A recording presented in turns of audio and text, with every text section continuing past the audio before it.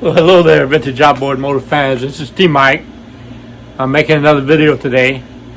Today's video is going to be called Repair or Rebuild. What your vintage outboard really needs. So I'm received this Magneto on a mail-in repair job I'm doing for Kevin up in Michigan, and I'm going to explain to you using this as an example on when I decide to either repair or rebuild a component on my vintage outboards. So I've been meaning to make this one for a while, so this is a good opportunity to offer this advice to you. So if everybody's ready, here we go. Okay, so Kevin sent me his carburetor and his Magneto for his 9.5 horsepower Johnson, and I quoted him a price. So normally when I do a mail-in repair, I have two prices. I have one price for a complete rebuild and another price for repair. And when the gear case, carburetor, or Magneto shows up, I decide what it really needs to be done. So the difference between a repair and a rebuild is replacing the parts. So in this case, I quoted a repair, meaning if the parts are good, I'm not going to replace them. When I do a full restore or a mechanical restore or a rebuild quote for customers, I replace the parts whether they're good or not. That's a rebuild. No matter whether they're still good or not, they get replaced. On a repair, I do an inspection on the part, and if the part looks good and they work good, then I just clean it up, reset it, test it, make sure it's good. If one coil is bad, I just replace that coil. If the spark wires are bad, I replace the spark wires. So this is a repair job. So I'm looking at it. It looks really good. I cleaned it up, and I'm gonna show you a trick on how I clean these parts. Probably the best way to do it is take a rag with some carb cleaner, all right, and get it really wet, and then take it and run it over the whole thing. I've done this one already. I mean, it quick drying. How it cleans the parts just up dandy. I cleaned this one up really nice. I looked at it. Spark wires aren't the old cloth type, they're the newer version. It's a late 1960s, so it's made out of rubber, and it looks great. Parts look good. Looks really nice. So the next step to see whether it's a rebuild or a repair would be to test it. So sitting right here, I have all my test motors. This is a test motor, a 3 horsepower. I got it set on a stand right here. This is for 3 horsepower. This is a 5.5, 7.5 test motor. This is a 10, 15, 18 test motor. And here's my 9.5 horsepower test motor. I don't have any plugs plugged into the back. What I do is I just take the flywheel off, slip the mag on it,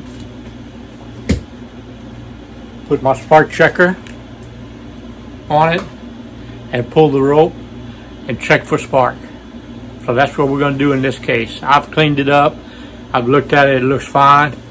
Let's see if it actually works.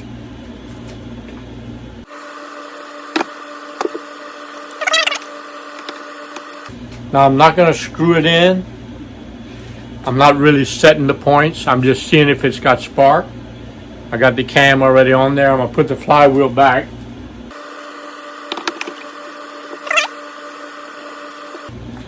I'm going to connect my ground for my spark checker.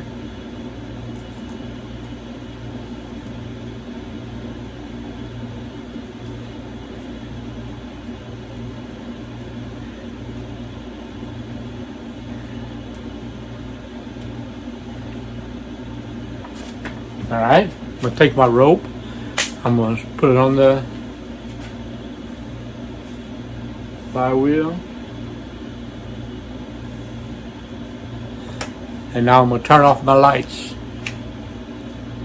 Alexa, turn off man cave lights. Okay. How about that? So the spark check is right here. Let's see if you can see the spark. What? That baby's got spark.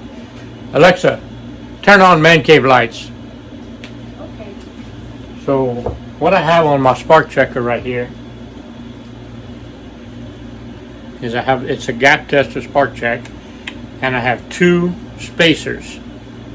I have an 1/8 inch spacer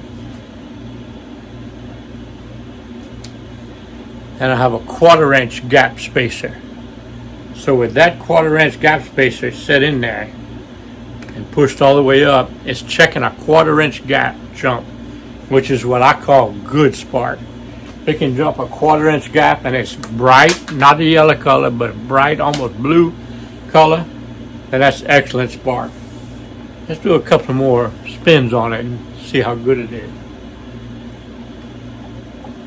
Alexa, turn off man cave lights. Okay. I love Alexa. Let's see if you can see that spark.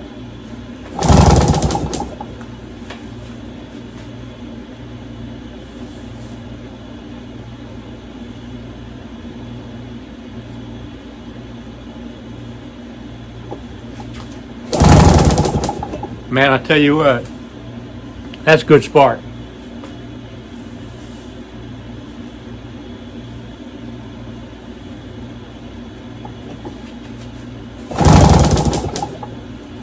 Beautiful spark.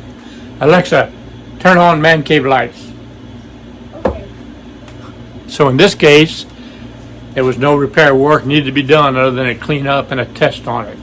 Test great, visual inspection looked good. I quoted a repair job on it, test repair, and that's what he's getting. If it would have been a rebuild, it would have been an extra $100 for the parts and the labor to do the rebuild on it. So I'm going to take this mag and send it back along with the carburetor back to Kevin in Michigan, and he's going to have a carburetor and a Magneto fully tested and repaired to put on his 9.5. So hope y'all enjoyed it. That's the difference when you send your parts to me, which I've been getting a lot of work on mail-in repair. It must be working because people are still doing it.